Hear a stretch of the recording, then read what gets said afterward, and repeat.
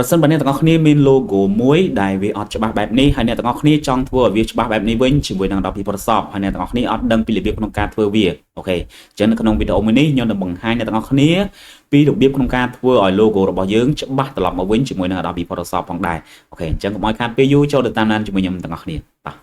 អូខេឥឡូវខ្ញុំបានចូលមកកាន់ Adobe Photoshop របស់ខ្ញុំហើយនេះគឺជា logo របស់ខ្ញុំពេលខ្ញុំព្រិចមកគឺវាបែកបែបនេះឃើញទេអញ្ចឹង logo ដែលយើងចង់ប្រើប្រាស់បើសិនជាបែកបែបហ្នឹងយើងពិបាកក្នុងការប្រើប្រាស់វាណាអូខេអញ្ចឹងយើងនឹងធ្វើឲ្យវាច្បាស់ត្រឡប់មកវិញជាមួយនឹង Adobe Photoshop របស់យើងអញ្ចឹងមុនដំបូងអ្នកទាំងអស់គ្នាត្រូវធ្វើឲ្យ logo របស់យើងមានចំនួន pixel ធំជាងមុនអូខេអញ្ចឹងយើងចូលទៅកាន់ image ដំបូងគឺយើងចូលទៅកាន់ image បន្តមកទៀតយើងយកពាក្យថា image size ដើម្បីមើលទំហំនៃចំនួន pixel របស់វាហើយបើអ្នកទាំងអស់គ្នាបើកមកកន្លែង pixel នេះជាចំនួន inch អ្នកទាំងអស់គ្នាត្រូវផ្លាស់ប្ដូរកន្លែងហ្នឹងទៅជា pixel បន្តមកដំឡើងចំនួន pixel ឲ្យ logo របស់យើងអញ្ចឹងកន្លែងនេះគឺខ្ញុំដាក់វាត្រឹម1500ដោយសារតែរូបភាពរបស់ខ្ញុំក៏ដូចជា logo របស់ខ្ញុំហ្នឹងជារូបការ៉េដូច្នេះទទឹងក៏វា1500កម្ពស់ក៏1500ដែរអូខេបន្តមកទៀតខ្ញុំដំឡើង resolution ទៅឲ្យ logo របស់ខ្ញុំអញ្ចឹងខ្ញុំដាក់វាត្រឹម300ពេលខ្ញុំដាក់ដល់300គឺកន្លែងនេះ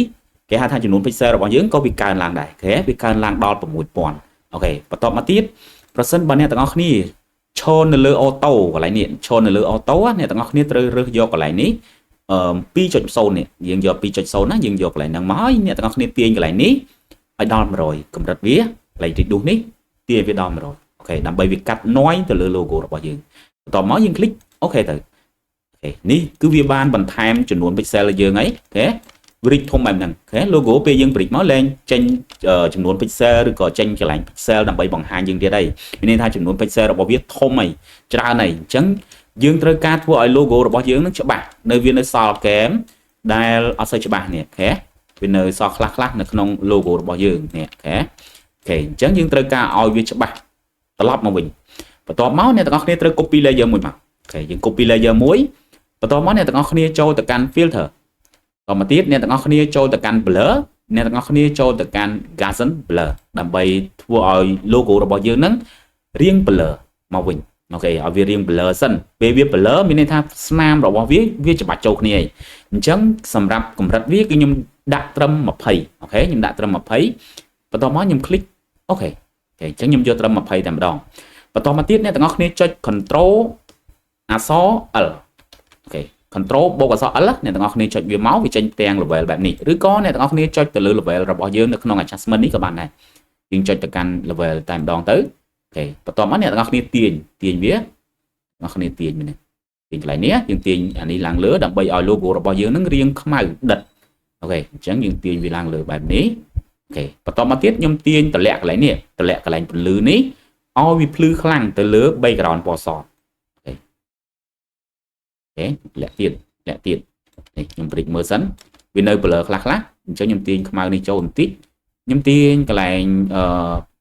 ពលឺយើងបន្ថែមទៀតឲ្យវាដាច់អូខេនេះវាដាច់ហើយនេះអូខេវាដាច់ហើយអញ្ចឹងខ្ញុំ merge វាចូលគ្នា